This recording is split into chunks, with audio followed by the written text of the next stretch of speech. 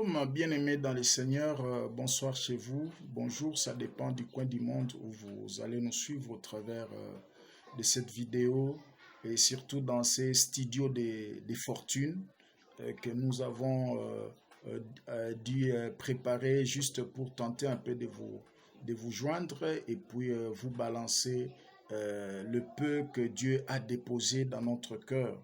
Nous voulons un peu réfléchir sur un des fils conducteurs du réveil, qui est la prière. La prière, c'est une très bonne chose dans la vie d'un croyant. La prière, c'est un moment de dialogue, de communication avec son Créateur. Et Dieu veut que nous puissions prier. C'est au travers de la prière que Dieu se permet de déverser des grâces et des bénédictions extraordinaires au milieu de son peuple. Et la prière, c'est la chose la plus importante qu'un croyant vivant, un croyant normal peut faire. Si tu lis dans le livre de Luc chapitre 18 au verset 1, le Seigneur mentionne quelque chose de très important là-bas. Je suis dans la version français courant. Luc 18, verset 1. Jésus leur dit ensuite cette parabole pour leur montrer qu'ils devaient toujours prier sans jamais se décourager. Il y avait dans une ville un juge qui ne se souciait pas de Dieu et qui n'avait d'égard pour personne. Il y avait aussi dans cette ville une veuve qui venait fréquemment les trouver pour obtenir justice. « Rends-moi justice contre mon adversaire », disait-elle. Pendant longtemps, le juge refusa, puis il s'est dit, bien sûr, je ne me soucie pas de Dieu et je n'ai d'égard de personne, mais comme cette veuve me fatigue et je vais faire reconnaître ses droits, sinon, à force de venir, elle finira par m'exacerber. Puis le Seigneur ajouta, écoutez ce que dit ce juge indigne, et Dieu ne lui fera-t-il pas justice aux siens?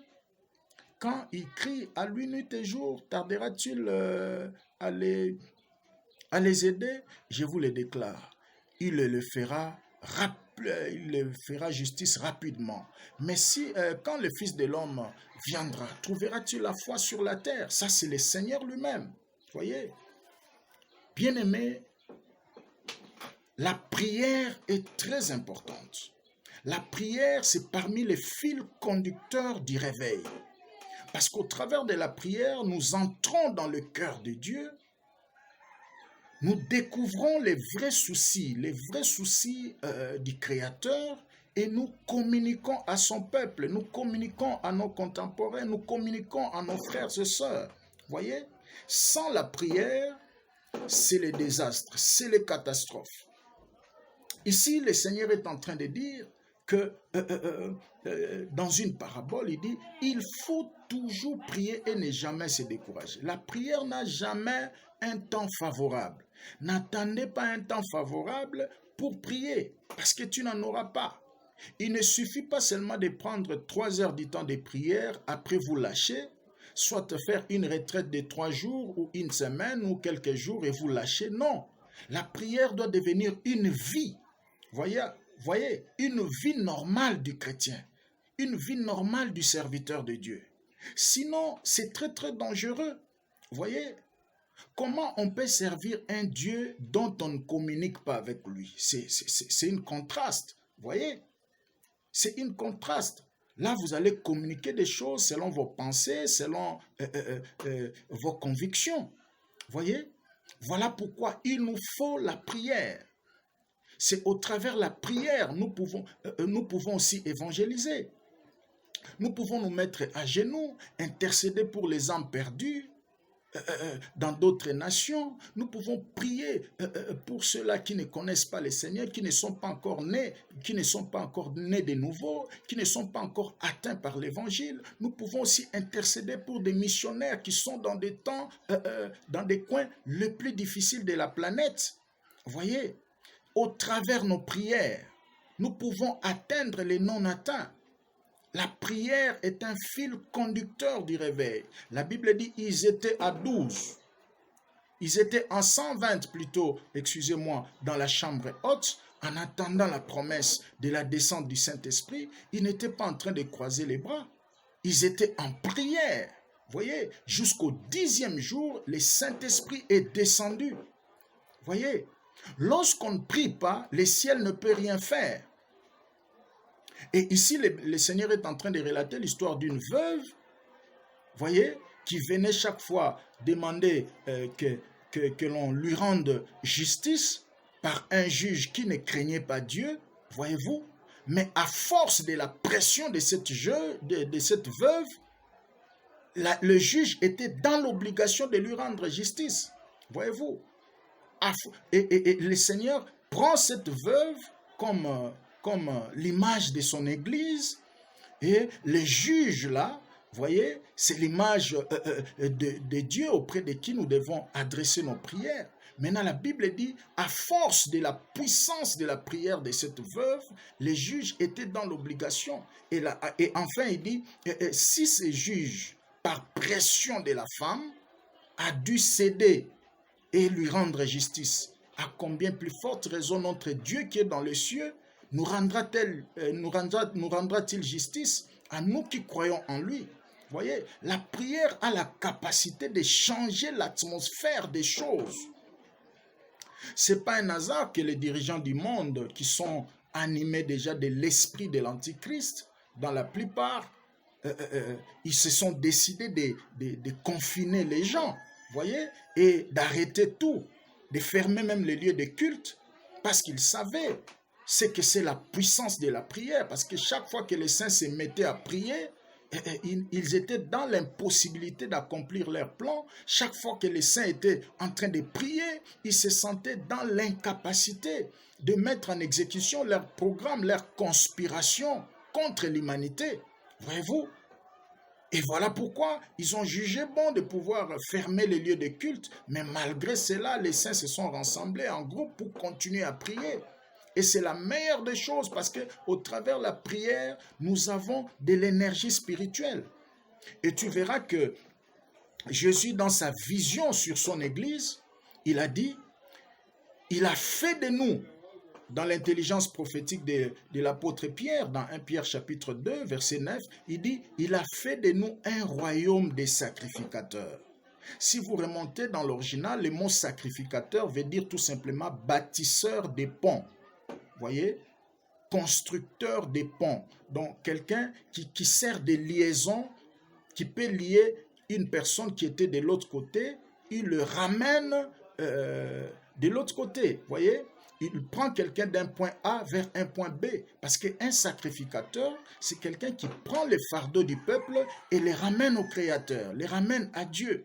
Et au temps actuel, parlant même des événements du temps de la fin, il y aura des temps difficiles, un temps de trucs. Et parmi les clés pour nous maintenir à l'état d'éveil, c'est la prière.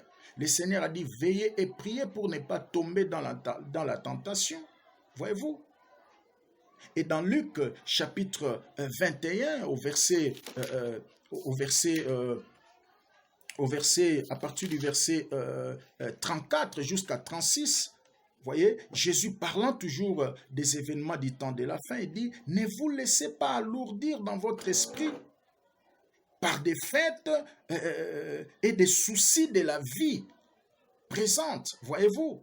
Donc Jésus dresse un tableau entre ce qui est essentiel et durable et ce qui est moins essentiel et permanent, voyez.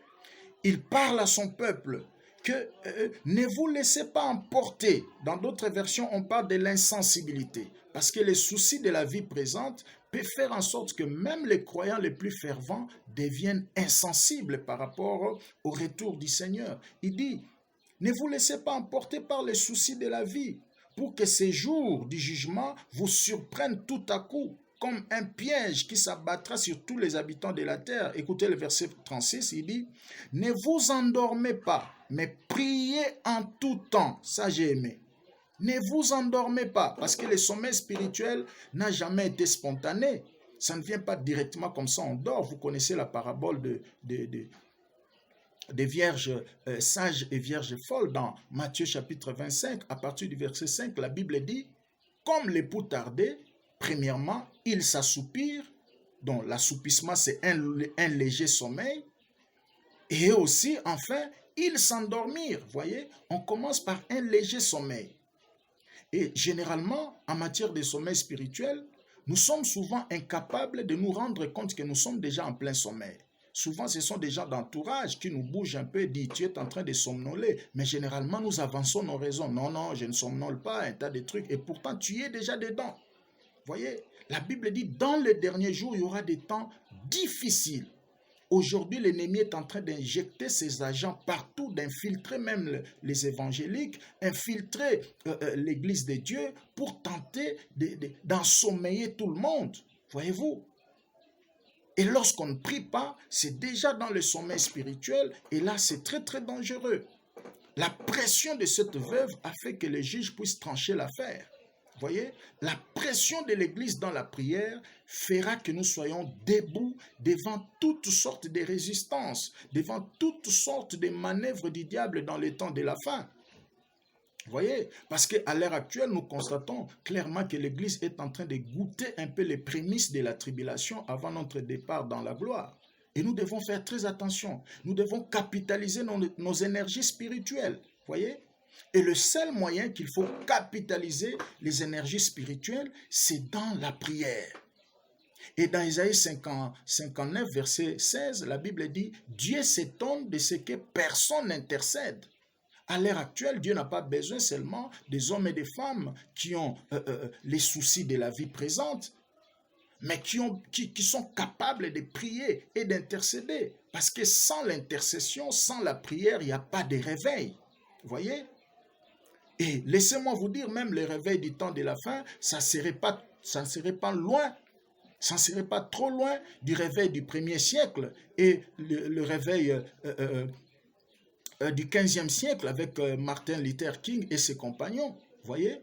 Et si vous analysez le réveil du 1er siècle et celui de ceux de Martin Luther King, à partir du 15e siècle, a été accompagné par les fouets, par les emprisonnements, par la crucifixion, par la mort et les martyrs. Voyez, ce sont des mots d'ordre qui marchent toujours avec le réveil de tous les temps.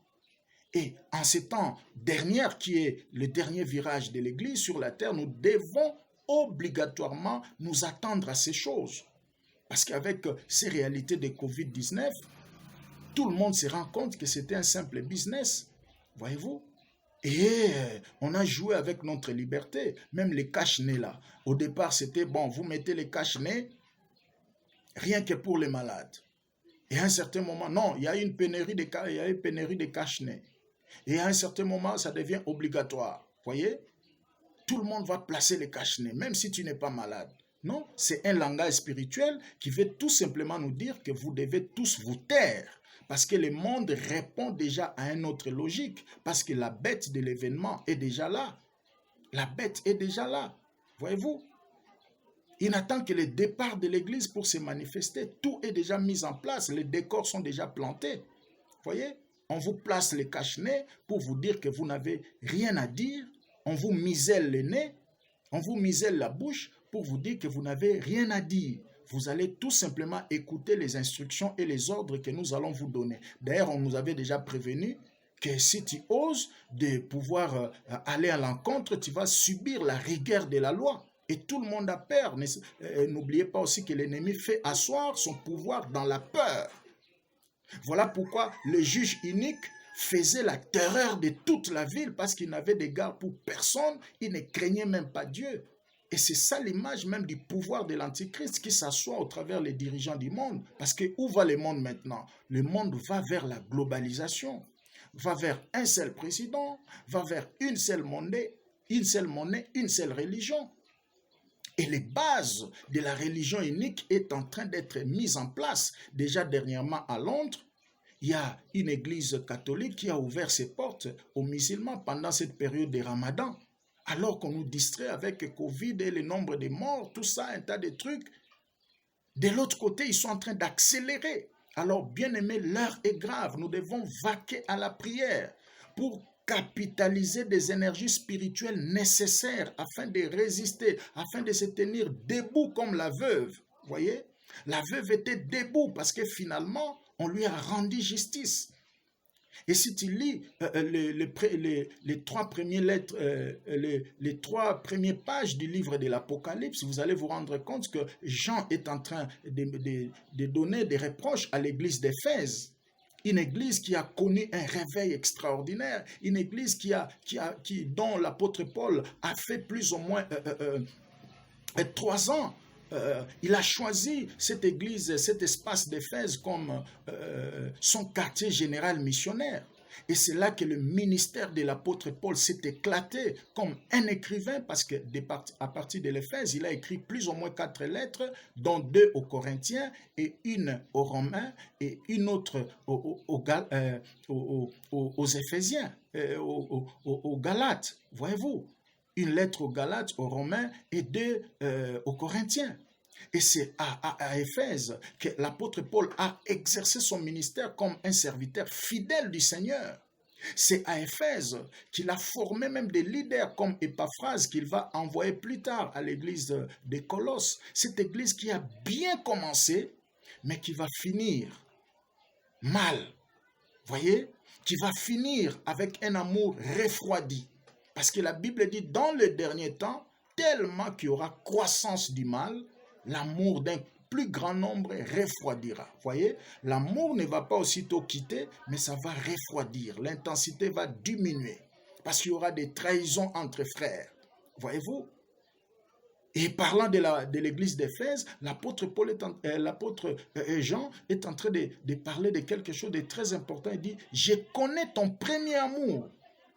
Dans tout ce que nous faisons en bien pour le Seigneur, le Seigneur regarde et il reconnaît la qualité de notre amour, la qualité de notre volonté pour servir, la qualité de notre engagement pour aller nous lancer dans le ministère des âmes perdues. Le Seigneur les reconnaît et il dit, je connais ton premier amour, mais tu l'as abandonné. Vous voyez? Alors mon frère, ma soeur, toi qui as abandonné ton premier amour dans la prière, regarde combien de temps tu faisais. Tu avais des programmes personnels de prière, tu avais des 3 heures de prière. Mais aujourd'hui, alors que tu m'écoutes, tu n'es plus capable de faire même 1 heure du temps seul en train de prier. C'est grave ça. Tu es déjà dans le sommeil spirituel. Et parlant des événements du temps de la fin, le Seigneur dit, priez en tout le temps. Au verset 36e de Luc chapitre 21, priez en tout temps, ainsi vous aurez la force de surmonter. Donc sans la prière, il serait difficile de surmonter. Voyez, nous devons prier pour que nous ayons des énergies spirituelles nécessaires afin de nous tenir debout. Alors toi qui m'écoutes, commence déjà à planifier des temps de prière, des journées personnelles de prière. Voyez? Parce que c'est le spirituel qui dirige le physique. Voyez?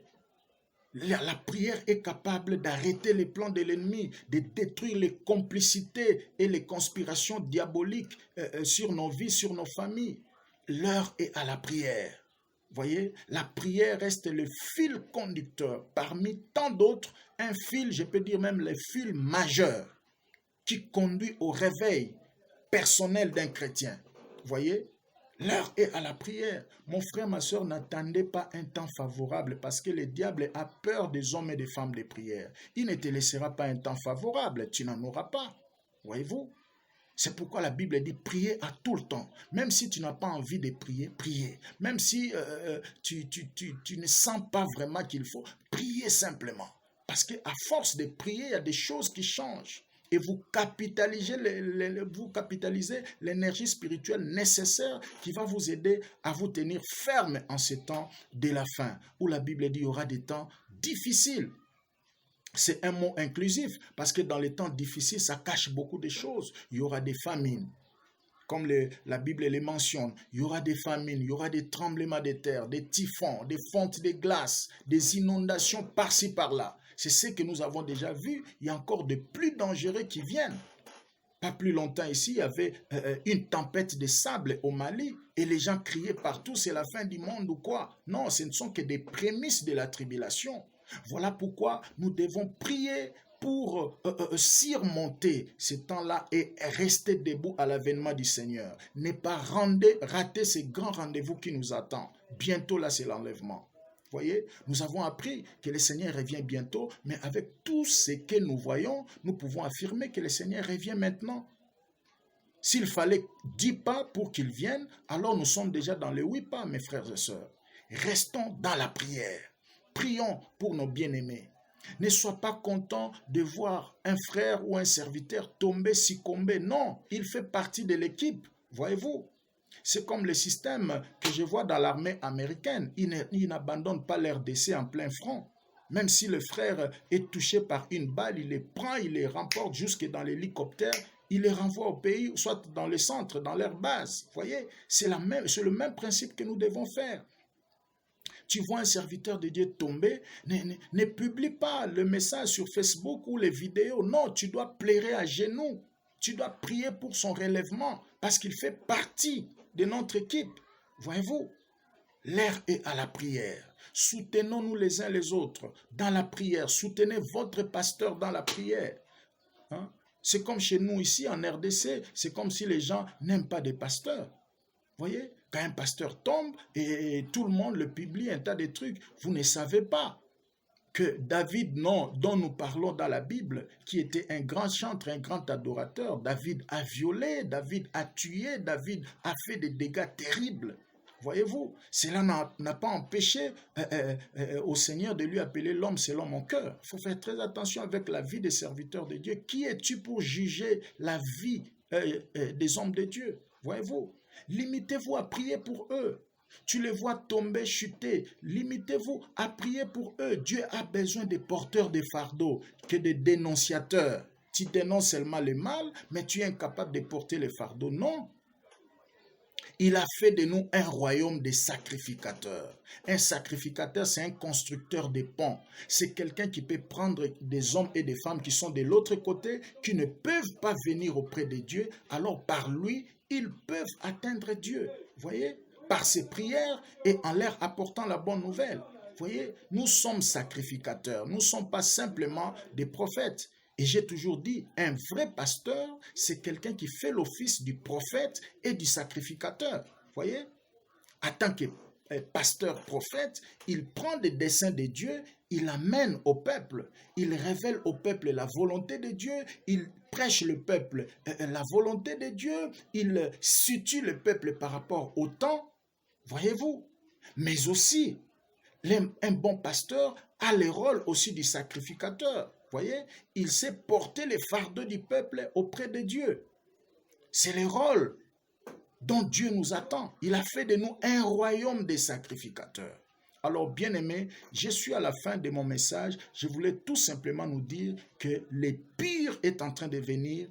Si nous ne nous vaquons pas dans la prière, ça serait difficile parce que plusieurs vont faire naufrage. Alors, nous sommes en plein front. Si ton voisin est touché par une balle, ne te moque pas de lui parce que ça peut t'arriver encore de plus pire parce que nous sommes dans une même équipe. Soutenons les uns les autres dans la prière. Ayons le temps de prier pour nos dirigeants, de prier pour nos pasteurs parce que le mystère de l'iniquité agit déjà. Voyez, ça touche presque tous les coins. Les agents de l'enfer sont injectés partout et ils sont au milieu de nous déjà. Voyez, en train de créer des confusions, en train de vouloir éteindre les lampes de la parole de Dieu pour que le mal arrive, afin que tout le monde dise que voilà, et aussi on trouvait ça normal. Actuellement, c'est grave. J'ai vu même que sur les vidéos, on est en train de réclamer le baptême des animaux dans des églises évangéliques de l'Angleterre. Ça, c'est grave, mes amis. Alors, l'heure est grave. Tenons-nous debout dans la prière. La prière n'a pas un temps favorable. La Bible dit, le Seigneur a dit ces paraboles dans Luc chapitre 18 du départ. Il leur a montré cette parabole pour leur montrer qu'il faut toujours prier et ne jamais se décourager. La prière n'a pas un temps favorable. Priez le matin, priez à midi, priez le soir, priez pendant la nuit. D'ailleurs, laissez-moi vous dire, chaque fois que vous vous réveillez pour aller vous soulager là, vous ne pouvez pas rentrer en sommeil sans dire quelques mots à Dieu, à genoux. Ça, c'est important. Quand chaque fois que Dieu vous révèle la nuit, peut-être pour un petit besoin, le corps a demandé, mais n'oubliez pas que c'est aussi l'heure à la prière. Le monde a besoin de porteurs de fardeaux. Voyez-vous, C'est ça le message. Que Dieu vous fortifie. Si vous vous êtes rendu compte que vous avez un peu réduit votre temps de prière, revenez à Dieu. Parce que les réveils, c'est lorsqu'on revient à Dieu. On revient dans l'obéissance, on revient tout droit au pied de Jésus. On revient dans le centre, on revient dans les choses dont Dieu est le centre. C'est ça le réveil. À l'heure actuelle, nous ne pouvons plus nous distraire, même pas un seul instant. Nous avons besoin de l'énergie spirituelle pour résister dans le pire qui arrive. Même le déconfinement que nous attendons, ça ne serait pas comme un repas sur un plateau d'or. Non, non. Ça serait de manière réduite. Et plus ça serait de manière réduite, ça ne va pas marcher parce que beaucoup de gens commencent à réaliser qu'on a joué avec leur liberté et ils vont le faire des forces et les dirigeants ne seront pas d'accord. Alors on va assister à des soulèvements de partout au travers le monde. On va assister à des soulèvements et quand le peuple va se soulever, ça serait la persécution. On va envoyer des policiers par-ci par-là, arrêter des gens, fouetter des gens et l'évangile va continuer à se propager comme ça, comme au premier siècle. Donc l'heure est grave. L'heure est à la prière. La prière est le fil conducteur du réveil. On ne peut se réveiller que si on dormait. Mon frère, ma soeur, le sommeil spirituel n'a jamais été spontané, ça vient tout doucement. Regarde tes temps de méditation de la parole. Tu n'as plus le temps de méditer la parole. Tu n'as plus de temps de retraite. Tu n'as plus de temps de te présenter dans le lieu de culte. Voyez, tu as commencé à te refroidir progressivement. Alors, si tu peux revenir à Dieu, tu peux me suivre à cette prière. Après cette prière, Dieu va te restaurer. Seigneur Jésus, je viens à toi de tout mon cœur. Rends-moi encore la force comme autrefois. La force de méditer, la force de prier et de rester le plus longtemps possible dans ta présence. Je renonce à cette mauvaise vie, soutiens-moi, redonne-moi encore la force au nom suprême de Jésus-Christ. Amen. Que Dieu te fortifie.